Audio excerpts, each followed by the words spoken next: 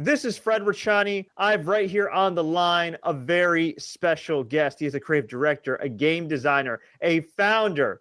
These days, he's running Panache Digital Games, but he is known as one of the fathers of the legendary Assassin's Creed franchise. He's also the creator of Ancestors, the Humankind Odyssey, which has sold now over 1 million copies. We are talking to the great Patrice Désilets. Patrice, thank you so much for taking the time to do this. How's everything going?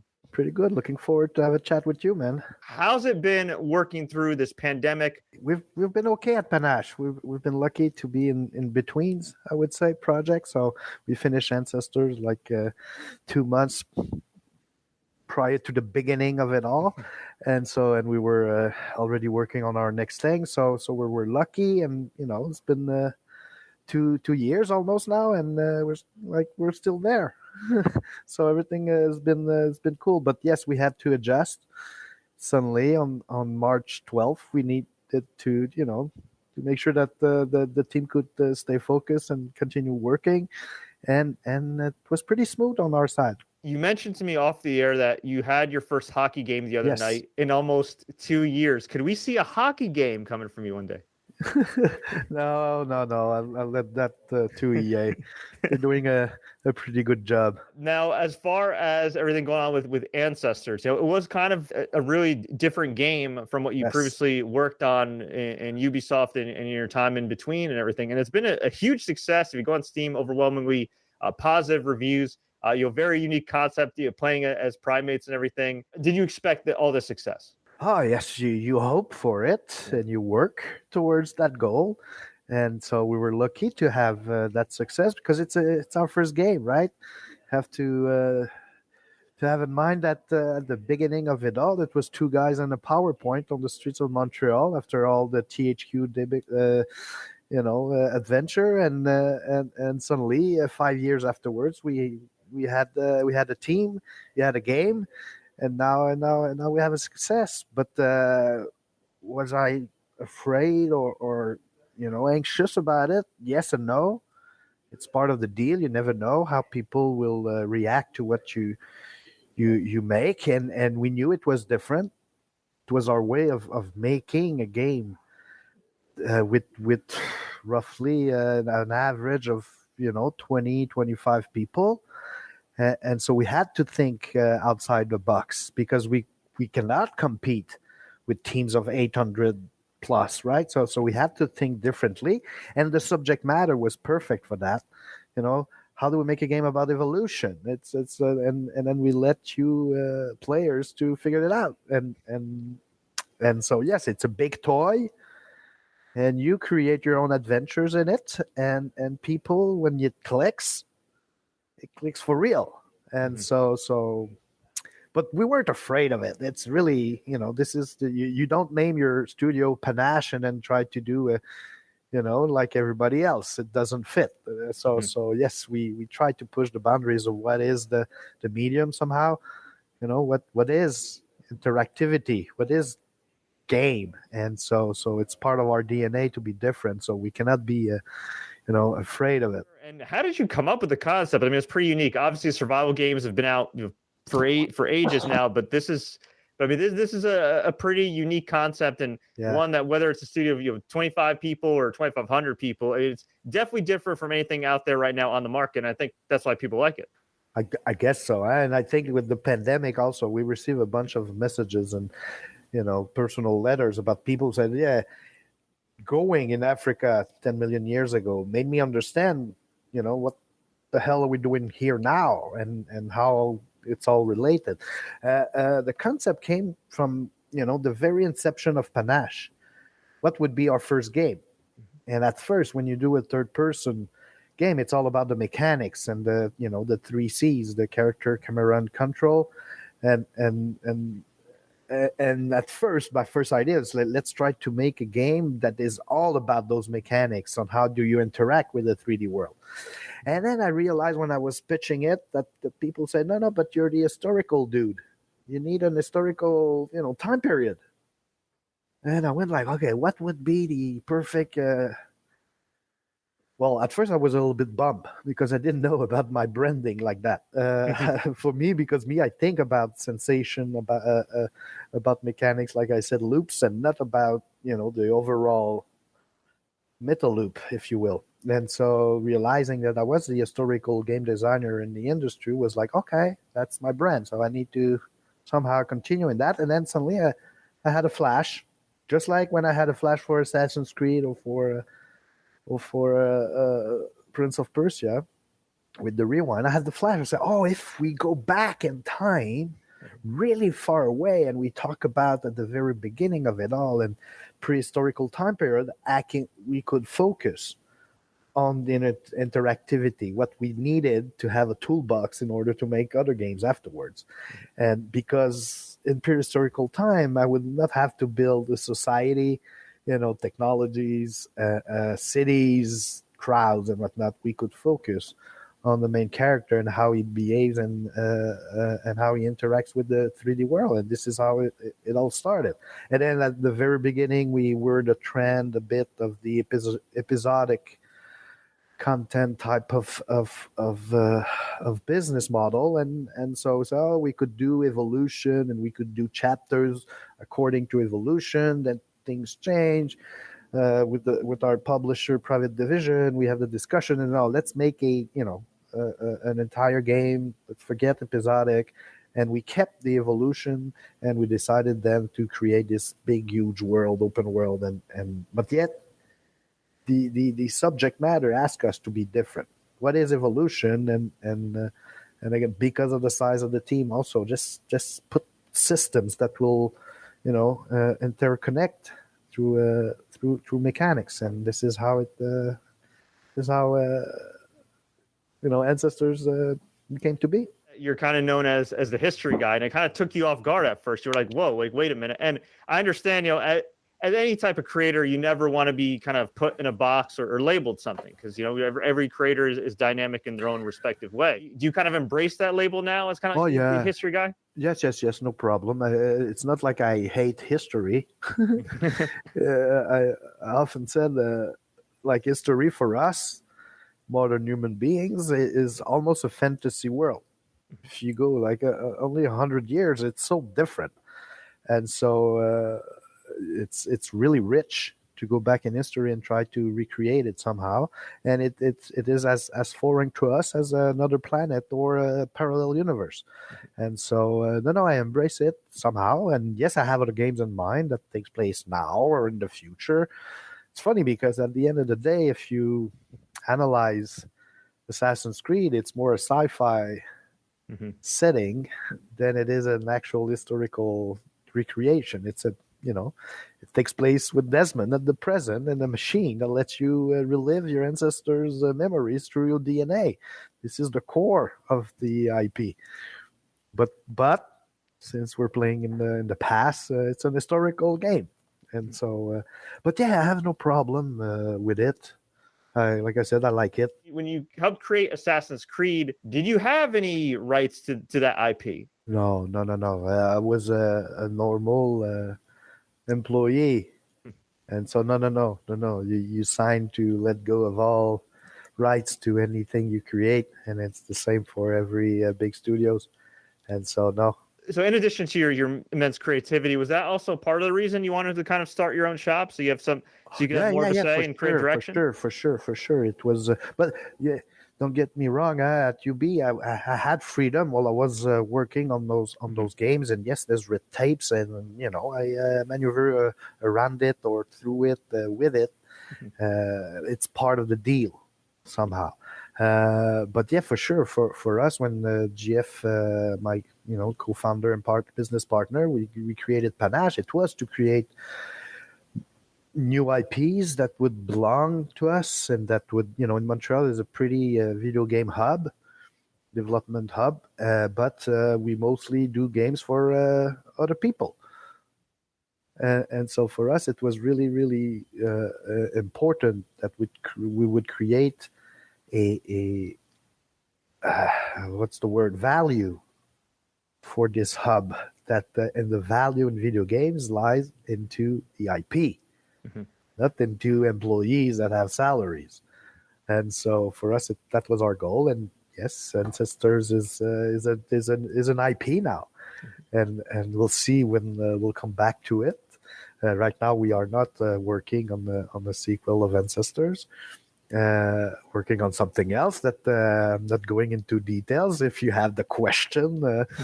But we are doing another game now at Panache, but we have Ancestors. And it's pretty amazing if you think about it, that yes, Panache will be able to eventually do something else with it. Fantastic. Makes me proud somehow, right? Of all the of everything we've done, and in the last 10 years, it was a bit chaotic for myself. I had to take a little gap in between games. My last game before Ancestors was Brotherhood in 2010, and then whoop, Wow. yeah. Well, it's okay. I didn't stop. It's just I didn't ship. So it's a bit different. And it's kind of funny now because these days there's kids that grow up to either want to be in the gaming industry or be a streamer. You'll be some type of broadcaster or a little bit of both. And people forget that video games, at least the modern era of the video game industry, is still pretty young. Yeah. Not everybody necessarily like that's in the business now that's a little bit older, grew up necessarily wanting to be in video games. They kind of got into it, or maybe they were interested, but didn't really have a pathway. So I'm curious for you, how did you get into the gaming industry? Is that something you kind of imagined? Did you see yourself in show business? How did it all start for Patrice? Well, I never thought I would be making video games for a living or even for an art when I was in college. I was in cinema, I was in theater, I was writing a lot. And then in 1997, when Ubisoft arrived in Montreal, I applied. I was lucky enough to know a little bit that they would be coming before everybody else. My mom was working in the government, and there was this, rumors going around in the government in Quebec City that the video game company would arrive in Montreal, and so I applied a bit before everybody else, and eventually I got my interview, and it went well, basically. And so I started on July 2nd, 1997, and the rest is history. But I had no clue how to design a game. My thing is I kind of knew how to create with people because of, like I said, my past of like making movies with friends and at college, doing a lot of improv theater. And so this I kind of knew, and then it's like, okay, that's the new medium, and it's like you say, it's a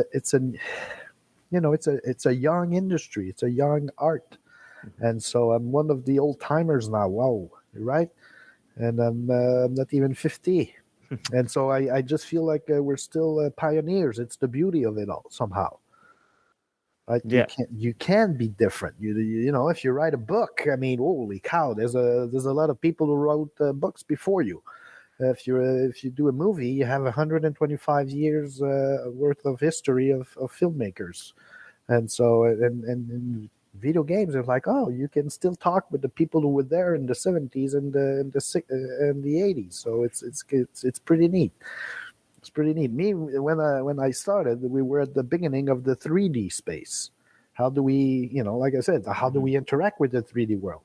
And so, and I feel like, and I said it before, like I still don't know how, because it's still like it's like, what would be the word in English? It's like a forest that you still have to clean. Mm-hmm. And sometimes you find cool stuff. Sometimes, oh, that didn't work, and so Ancestors, it's a testimony of that somehow. It was my first game about, like you say, a primate. And this is where, like, it's funny because for me, it's still connected to Assassin's Creed and Prince of Persia, and right, it's still about verticality. It's still about the kind of like a fluidity in the movement. It's still about history. It's still about time. Time in a game I make is really important. Yeah. I feel like it's the last thing we don't control as human beings, and it drives us nuts. We control nature, we control, how we live together and whatnot. But time, it moves forward, and we're like, holy cow! There's nothing we can do about it. Nope. It goes forward. That's it. Even though it's not real in quantum physics, what is time, blah blah blah, but still, for us in our Homo sapiens brains, it goes forward and you can never go back. Yeah, no, move forward. Sometimes we would like to. Okay, can this day just move? Like, can I be tomorrow? Nope. You have to go through it. What's cool about Prince of Persia is going back in time, and Assassin's Creed go back in time, and Ancestors, going back in time. And that's awesome. But what I also personally love as somebody who loved history growing up, still loves history to this day, is the historical elements and everything. Growing up, were you a history buff? Is that something that you were interested in? I was lucky enough. Again, I would say my mom was really influential, and my dad also. But my mom worked at the French/English fort on the Richelieu River when I was a kid. So I would go, and she was a guide there, and so I would go in this like pretty cool fort. It's called Fort Lennox. Check it out. And so I would see history. I'm lucky to come in America from Quebec, in a place where history is around us. So I guess it's part of who I am. And I was good in school with history. I don't know why. Just the stories related to dates, for me, it's easy. I have no merit. It's just like, I know what happened, and I understand the logic and the consequences of some of the prior action that we made, and so. But yeah, I'm bad with names though. But that's a different subject matter.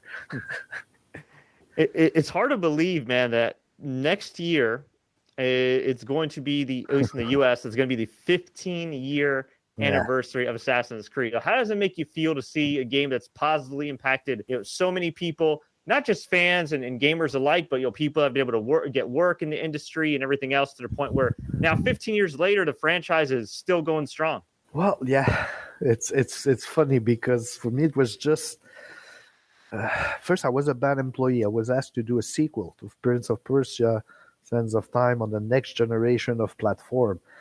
That was the mandate, and the subtext of the mandate was to try to redefine the action-adventure genre for the next generation of platforms.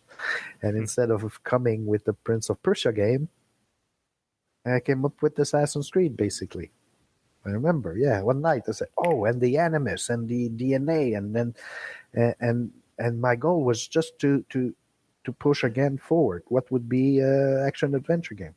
And I remember playing a lot of GTA back then, and say, what if the car that let me, travel around this big map was the main character, was a human being, and we would think about it as a car that nothing would stop, basically, and everything that I couldn't do on Sands of Time, like I couldn't do a crowd because we could only draw on the PS2, we could only draw. I think it was 10 characters at the same time, so I couldn't do a crowd. So I said, this time I'm going to have crowd. I remember at the bottom of the palace of Azad, there was a village we couldn't do. I already had this image of me running on rooftops.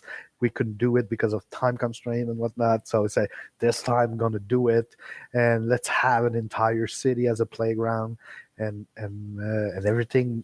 Also with the fight, said let's make it better, but let's make sure the blades touch each other this time, because it's going to be next gen and I will have all this machine power to do it.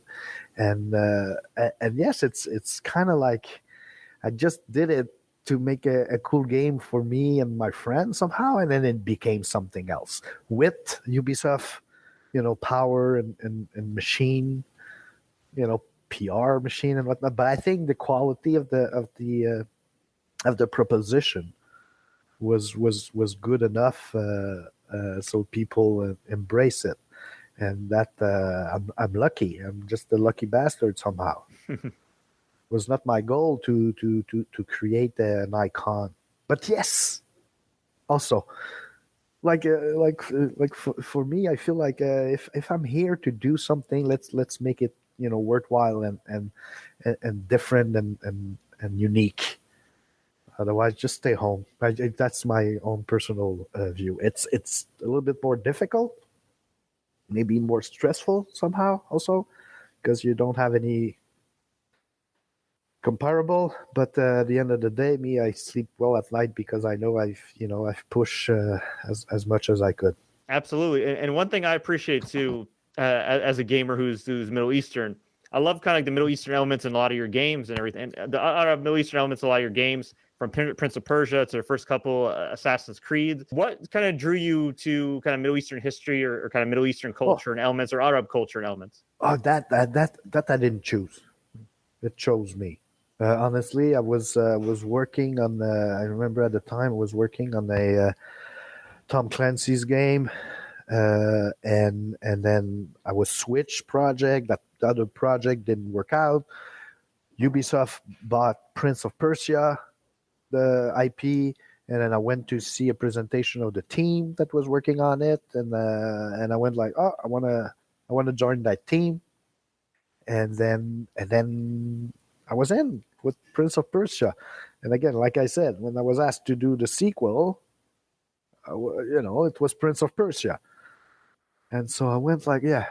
The problem with the prince as an action character is that the prince doesn't do officially. Yeah. A prince, when you say a prince, what do you see? You see someone who waits for dad to die or mom so he can take his place. That's what a prince does. That's it. Yeah. And so I'm like, okay, but if it's a number two. So if I switch the organization from a kingdom to something else, you could be the prince of.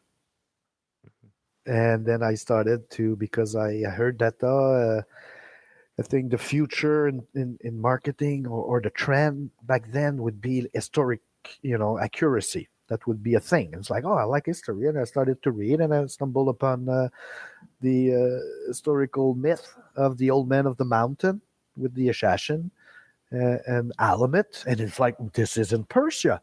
And so if you're the number two of the assassin, you would be the Prince of Persia. Mm-hmm. And this is how it all started. And you would be an assassin.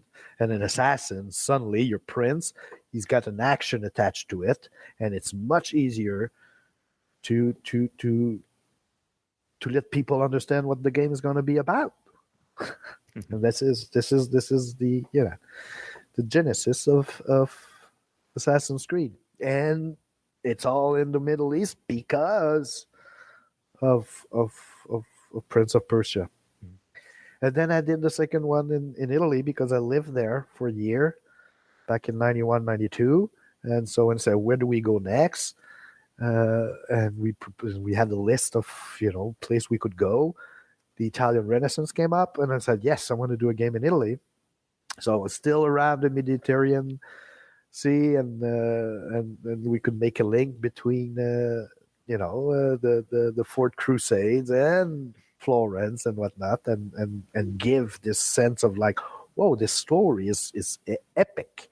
It's really big. It defies times and regions, and it's an international story. I love the insight and the kind of background on all that too. I also love like the random historical figures that pop up in all these games, like from Ben Franklin to George Washington to Leonardo da Vinci. That was awesome. But and then once me, I study my subject matter. Yes, we do games and, like I said, mechanics, loops, meta story and whatnot. But then what is the subject? And then you start digging into it, and you extract from your subject a video game, and so and characters, and so since it was about still an historical time period, characters, suddenly popped up, and for sure, Leonardo da Vinci needed to be in the game, kind of needed to be there because he was in Florence back then, and he was an amazing character. And but that's the same thing for the Sforza, for the, and the rest of the crew of Assassin's Creed 2, and all those characters. But same thing with Robert de Sable and Richard the Lionhearted in the first one, and all the and Saladin and all the other characters. But I didn't work long enough on the third one to know all the characters that's in it, because I started to play Assassin's Creed 3 while I was at THQ back then, and then I'm like, oh, but I'm not the creative director anymore. So everything that I would change, there's nothing I can do. And so I stopped playing any Assassin's Creed game because I don't have fun. You know what I mean? It's Yeah, like yeah. it's not like I have a little bit, but it's not about Ubisoft at the end of the day. It's a bit about like I have no fun. I analyze, I try to fix things, I see the matrix, and I have no pleasure. So I'm trying to play other games than Assassin's Creed, and then also I can say, well, I didn't play it, so don't ask me for my opinion on how the franchise is going. It's my shield. Fair enough. Before we let you go, we always like to ask our guests some kind of random rapid fire questions just for people to get to know them better. Is that cool with you? Yeah, Great. All right, go ahead. let's start. What is your favorite snack or late night cheat meal?